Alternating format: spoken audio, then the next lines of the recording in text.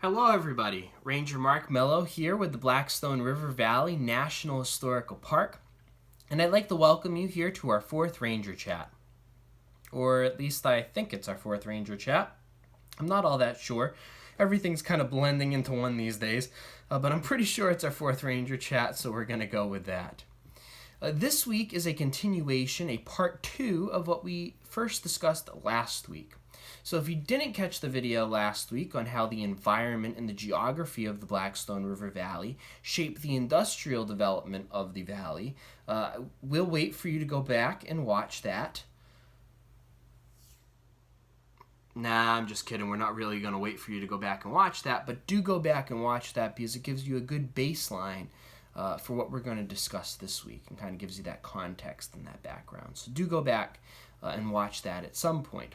But this week we're going to continue the story discussing how the Industrial Revolution forever impacted the environment and the geography of the Blackstone River Valley. Perhaps the most obvious effect are the dams we still see along the river. Last week we discussed what factors made the Blackstone Valley an optimal place for dams, but we failed to mention what effect these dams had on the environment. Although the American beaver had been working busily for millennia, constructing dams and lodges in the Blackstone, the human-made dams of the 17th, 18th, 19th, and 20th centuries, made primarily of stone and wood, created an impenetrable barrier to the anadromous fish who used the Blackstone and its tributary ponds, lakes, and rivers as spawning grounds. Anadromous fish, like Atlantic salmon, herring, and shad, live most of their lives in the ocean, but swim up freshwater rivers to lay their eggs before dying. The dams of the Industrial Revolution and earlier periods blocked passage to these fish. As a result, anadromous fish have not visited the Blackstone for well over 2 centuries. But these dams are not all bad. Behind the dams are mill ponds, which create an ideal habitat for many fish, bird, reptile, amphibian, and mammal species.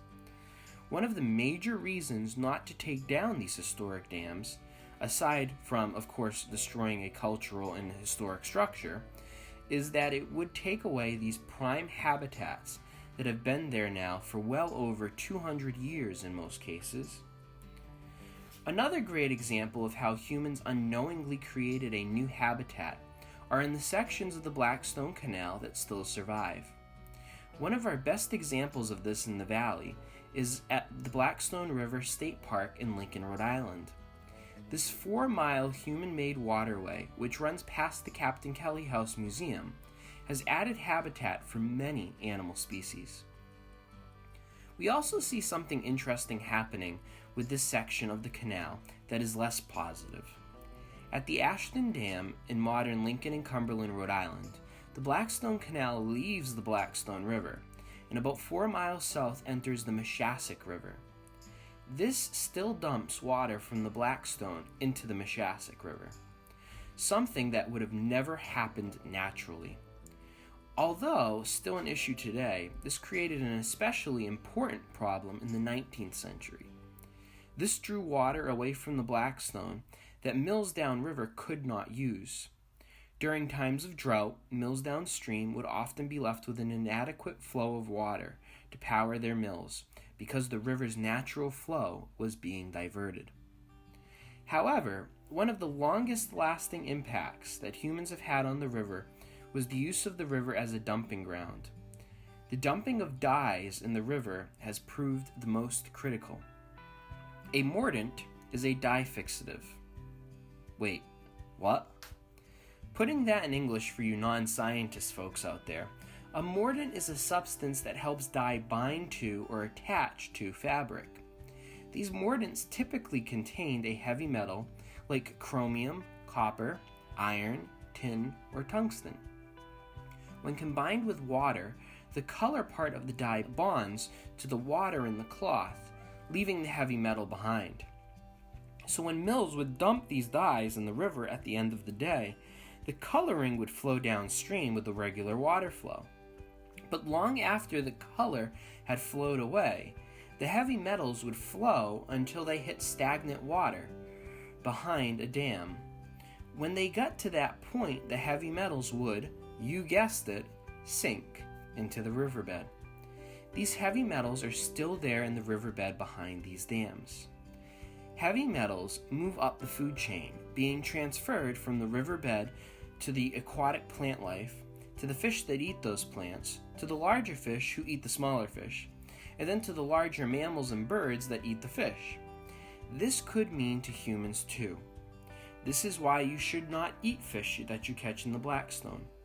Most likely, unless recently released, they have heavy metals in their system, which have adverse effects on humans. Aside from runoff from roads and people's lawns, this is the biggest environmental problem we face along the Blackstone to this day. How do you think we should deal with such a thing?